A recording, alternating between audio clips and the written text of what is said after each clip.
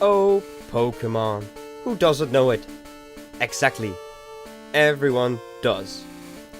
So I'm not gonna talk about the game series, but on this challenge. I'm playing the Nuzlocke Randomizer challenge. Meaning I'm playing the game with some additional rules. Rule number 1. Every single Pokémon I encounter is randomized. My starter won't be Pikachu, my rival won't have Eevee, the gym leaders won't have their regular Pokémon, and I will encounter every single Pokémon randomized in the wild. Rule number 2. I can only catch the first Pokémon I meet in a new zone. So an example, if I go to route number 1 and I see a Rattata, I can only catch that Rattata.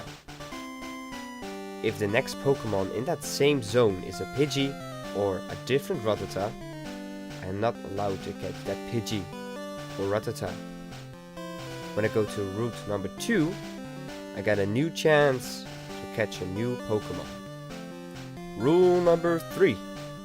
If my Pokémon faints, I have to release it. But if I have a party of 6 and a few on my computer, I'm still allowed to get those Pokémon from my computer and move on with my journey. Rule number 4. HMs. If you're familiar with the Pokémon series, you know about HMs. These are special moves to continue your adventure and are mostly mandatory to have. Because of the randomized Pokémon and the fact that I cannot catch specific Pokémon, there is a small loophole. If I cannot continue my journey because I don't have a Pokémon I can teach the HM needed to continue, I'm still allowed to catch any Pokémon that does learn this HM. I'm not allowed to battle with the doe. The same goes for Pokémon who has an HM and faints. I'm allowed to keep them in my party for the HM until I have a replacement. Normally during a Nuzlocke challenge, you're forced to name your Pokémon, but fuck that, I'm terrible with that.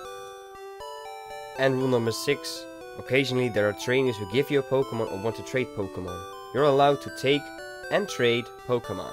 It's a small extra. The same goes for static Pokémons who are around the map, for instance the Mewtwo or Moltres. However, since everything is randomized, that level 50 Moltres could be a level 50 Caterpie. And that's all you need to know. Click here to see the series and have fun if you're planning to do one on your own. Be sure to like and subscribe so you are up to date when a new episode of this series is coming up.